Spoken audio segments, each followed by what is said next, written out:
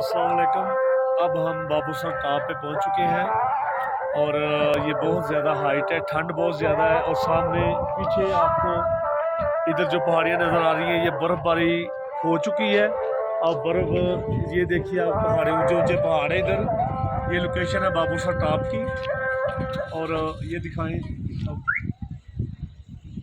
ये देखिए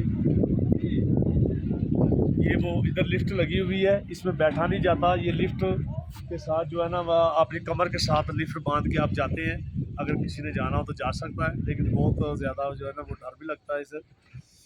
तो ये बाबूसर टॉप है, बहुत ज़्यादा हाइट है इसकी। अब आगे जाके आपको ग्लेशियर की पहाड़ दिखाते हैं, ग्लेशियर के और बर्फ़बारी जो है ग्लेशियर के पहाड़ों के ऊपर वो भी आपको दिखाते हैं।